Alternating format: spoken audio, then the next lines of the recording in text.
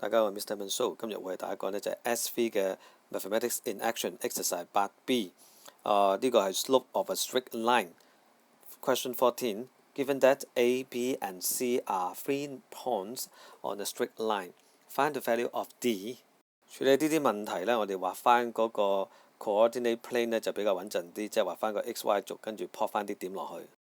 咁 A 嗰點呢，佢嗰個-4呢，即係 Y 數字係-4，咪喺-4樓，即係負 Y 軸嗰度咯。咁佢嗰個 X 數字係6嘅，咪正 X 軸呢個位咯，6啊嘛。咁樣 B 呢，佢就喺6樓，咁咪正 Y 軸6樓咯。咁就會係-2，咁就喺負 X 軸-2，咁啊6樓-2咪呢個位咯。畫完兩點，然之後連埋條線，跟住我哋處理埋個 C 呢。個 C 佢話係 1D 嚟嘅，咁1呢就大概喺呢個位度啦。好，畫埋啲點，咁我開始計數啦。佢3點喺同一條直線上，咁所以呢就會斜率相等嘅。咁我哋呢就會計實點先啦。譬如話6負4啊、負2、負6啲咪實點都有晒數目字。咁就 slope AB。留意啦，擺點要小心啲啦。呢個含有代數嘅 C 點呢，咁我哋就通常擺喺前邊嘅。OK， 咁就唔使乜乜減 D 啦，D 減乜乜就簡單好多啦，係咪？好啦，咁就亦都係提一提你啦。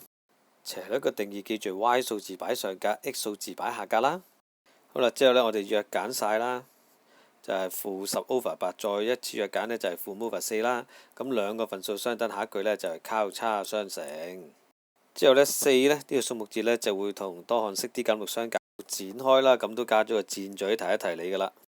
之後啲小學4年班嘅數呢，我都無謂再慢慢講啦。咁計完出嚟呢，就會係 D 等於9/4啦。咁大概係2.25啦。咁你擺翻落去，咦喂，正 X 軸正 Y 軸咁都啱噶啦。咁當然 check 埋答案就最 fit 啦。多謝大家啦，拜拜。